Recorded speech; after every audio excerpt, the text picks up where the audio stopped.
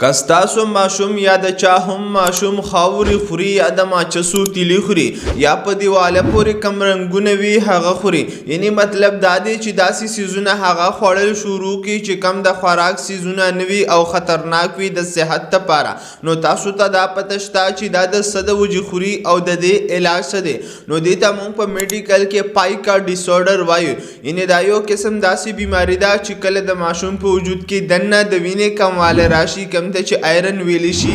یا د زنک کموالی راشي یا د ویټامین کموالی راشي یا د کیلشیم کموالی راشي. مطلب دا دی چې کله د هغه په وجود کې د طاقت کموالی راشي نو د هغه زړه بیا دا وایي چې زه دا څیزونه وخورم او د هغه په وجود کې کم دا طاقت کموالی چې وي نو بیا دا د دې څیزونو نه پوره کیږي چې دا ورځ په ورځ بیا دا خاورې خوړل، ماچسو تیلي خوړل او نور څیزونه خوړل زیاتوي او کموي نه. نو کله هم چې دا مسله په ماشوم کې راشي نو تاسو ته پکار ده چې د ټولو نه اول CBC ټیسټ ورته وکړي چې په هغې کې هم دا پته لګیږي چې د کم څیز کموالی راغلی دی. بیا که چیرې تاسو ورته CBC ټیسټ نشي کولی نو تاسو ته پکار ده چې دا تاسو ډاکټر ته بوزئ، نو هغه به وګوري او هغې مطابق په هغه ته دوايانې ورکړي او کله چې هغه دوايانې خوړل شروع کړي نو د دې څیزونو نه هغه ورسره بیا په خپله منې کیږي. او که تاسو وایئ چې نه موږ دوايانې هم نه ورکوو نو دې ماشومانو ته تاسو دا دکاني خوراک ګند بالا هرګز مه ورکوئ او د دې سره تاسو ماشومانو ته شنه سبزي ډېره زیاته ورکوئ، میوه دانه ډېره زیاته ورکوئ